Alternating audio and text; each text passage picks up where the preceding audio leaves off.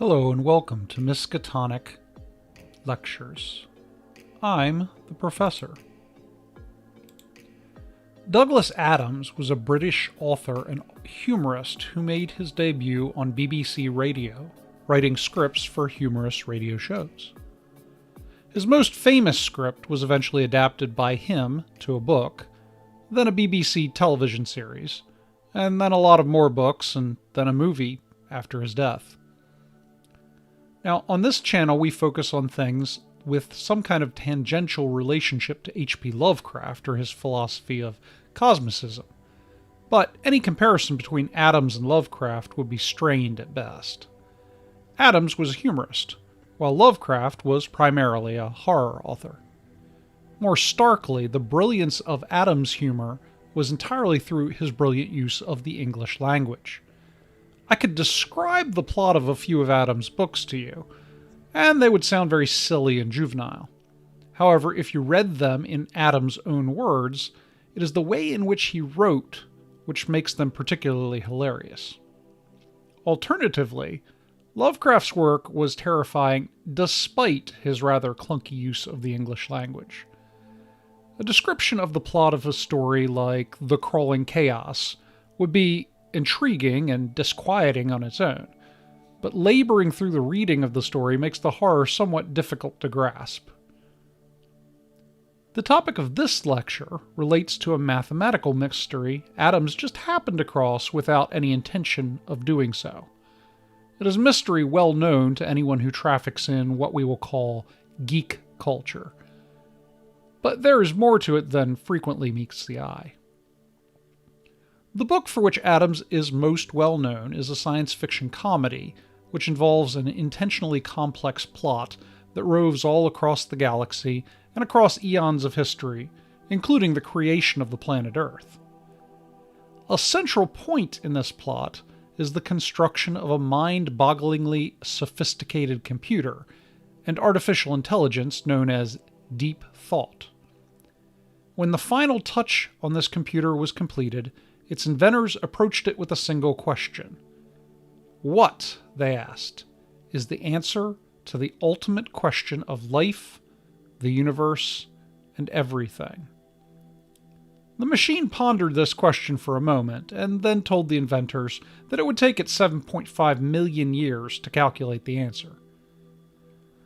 So the inventors died without knowing the answer, and passed the mission on to their progeny in the far, far distant future.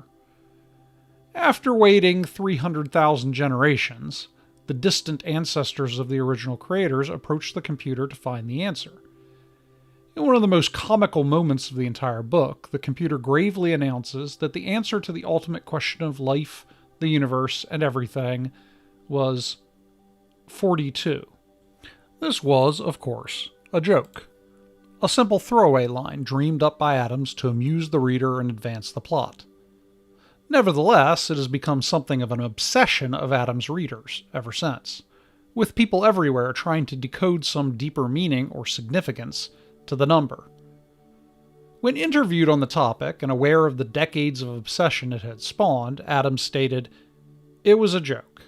It had to be a number, an ordinary smallish number, and I chose that one. I sat at my desk, stared into the garden, and thought, 42 will do. I typed it out. End of story." But this inconsequential decision on the part of Adams has become culturally significant. For instance, if you ask your closest web browser or AI, what is the ultimate answer to life, the universe, and everything, very likely it will respond with 42. Is it possible to give this number some greater meaning? The short answer is sort of. Sadly for our Adams fans, you can take literally any number and mine some significance out of it. Take, for instance, the movie titled The Number 23. In the movie, the protagonist finds a book titled The Number 23, obsesses over its contents, and finds a variety of patterns between that number and his personal life. Numbers are like that, especially smallish ones.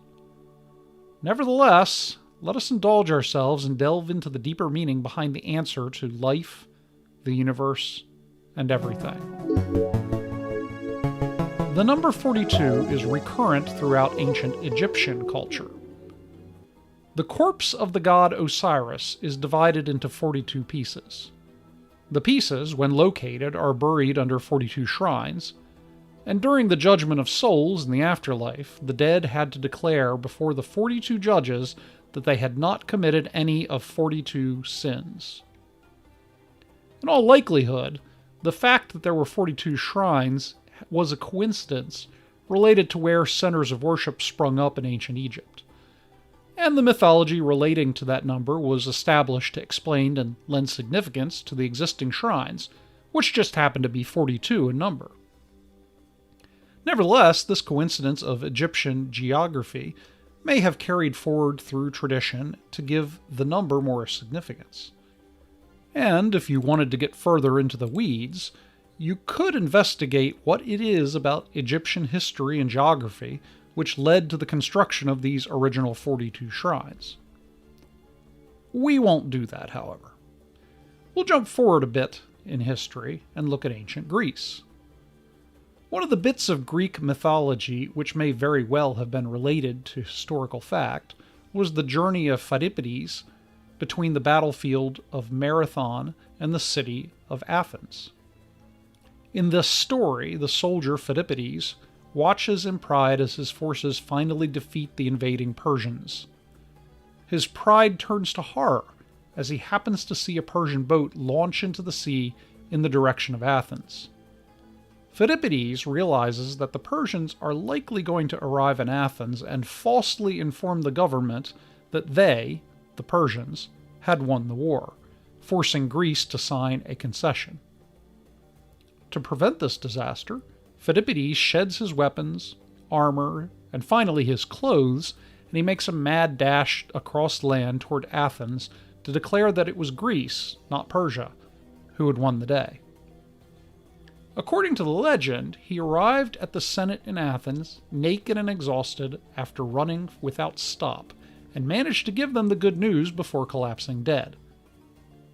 How does this story relate to our fabled number? Well, it just so happens that the marathon distance is 42.2 kilometers. The significance of this becomes somewhat less impressive when one realizes that a kilometer is a relative measure of distance. In miles, a marathon is 26.2 miles, or as the ancient Greeks would have measured it, a marathon is 267.6 stadia. A little more concrete to our purposes is the historical fact that the ancient Tibet had exactly 42 rulers, or that the first book ever printed by the Gutenberg printing press had 42 lines of text per column. Not impressed with its historical significance? Perhaps it's time to delve into the mathematical significance of this enigmatic number. In the book in which this number was originally featured, one character suggests that the ultimate question must be, what do you get if you multiply 6 by 9? The difficulty with that is that 6 times 9 is 54. This was in all probability a simple mistake on Adam's part. However, rather than admit the mistake and change the line in future publications of his book to be more mathematically accurate, the author decided to go the intellectual route and simply replied that, but in base 13, 6 times 9 is 42, and then claimed that the alien race in the book was working from a base 13 system. If one takes this answer seriously, it throws a monkey wrench in the works for mathematicians trying to find significance for the number. Mathematicians, largely being nerds, become quite excited back in October of 2010, because in binary 42 is written out as 10, 10, 10, prompting our nerds to hold large celebrations on that date. Digging into the serious math, here are a few fun facts about 42. The very symmetrical and aesthetically pleasing exponential equation 2 to the power of 1 plus 2 to the power of 3 plus 2 to the power of 5 is equal to 42. It is an element in the sequence a to the n, which is the sum of n odd powers of 2 for n less than 0. The sequence corresponds to entry A020988 in the Online Encyclopedia of Integer Sequences, or OEIS, created by mathematician Neil Sloan. In base 2, the nth element may be specified by repeating 10n times. 10, 10, 10, 10. The formula of this sequence is a to the nth equals 2/3 times 4n minus 1. As n increases, the density of numbers tends towards 0, which means that the numbers belonging to this list, including 42, are exceptionally rare. The number 42 is the sum of the first two non-zero integer powers of 6. That is, 6 to the power of 1 plus 6 to the power of 2 equals 42. The sequence b times n, which is the sum of the powers of 6, corresponds to entry A105281 in the OEIS. It is defined by the formula b times 0 equals 0, b times n equals 6bn minus 1 plus 6. The density of these numbers also tends towards 0 at infinity. 42 is a Catalan number. These numbers are extremely rare, much more so than prime numbers.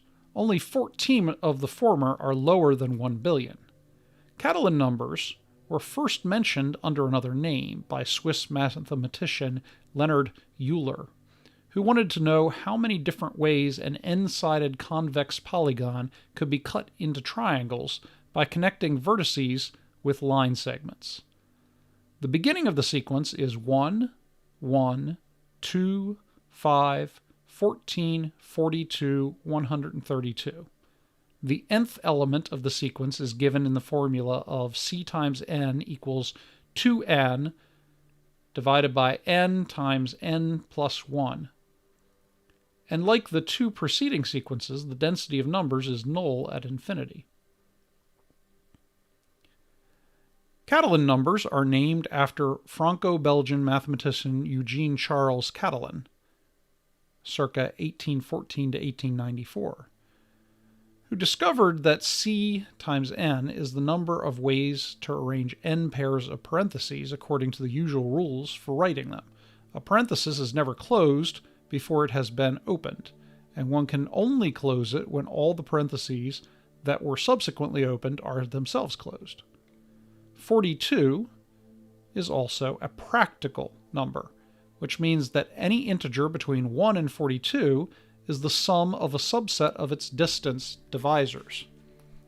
The first practical numbers are 1, 2, 4, 6, 8, 12, 16, 18, 20, 24, 28, 30, 32, 36, 40, 42, 48, 54, 56, 60, 64, 66, and 72. No simple known formula provides the nth element of this sequence. Now, of course, mathematicians like to play a lot of games with mathematics, which do not tell us anything fundamental about the nature of our universe. One possible exception is the Fibonacci sequence, which gives us the golden ratio. Sadly, 42 does not occur within that sequence. As mentioned previously, any number can be plucked from a sequence, and one can find coincidences in history, literature, or mathematical equations that make that number seem significant. That said, a more recent bit of news out of the ever-popping field of mathematics may have shined the spotlight on 42 very specifically. There's another game mathematicians play called the Sum of Three Cubes problem. In this game, mathematicians take all of the accounting numbers and find out how that number can be expressed as the sum of three cubes. All counting numbers below 100, a position shared with the numbers 33 and 74 until just recently when they too were finally solved by use of the supercomputer. It may take a supercomputer 7.5 million years to find the solution to 42, however. Or perhaps not. In 2020, a solution to 42 was found by a supercomputer after several million hours of computation rather than several million years. Alas, poor Douglas Adams' number narrowly missed being a number of supreme mathematical significance. Perhaps nerds will eventually identify some way in which 42 has some cosmic significance, outstripping all other numbers. It has stumped a few mathematicians and supercomputers in its time, but not forever. And besides, the question, what number cannot be expressed as the sum of 3 cubes, does not seem particularly compelling as the ultimate question. But perhaps this is the way in which this mystery may finally be tied, however flimsily, back into Lovecraft's philosophy of cosmicism. Our search for meaningful patterns in an essentially chaotic and meaningless universe will always lead to the conclusion that there is no significance in anything. We simply grab the nearest thing, bestow upon it undeserved significance, and blindly live with that notion in order to shut out the much more horrifying conclusion that meaning and significance do not exist. Worth noting is that Lovecraft's characters only found meaning in the world of dreams. The waking world was distinctly meaningless and filled with madness. Hence, Lovecraft triumphs over Adams. I've been the Professor.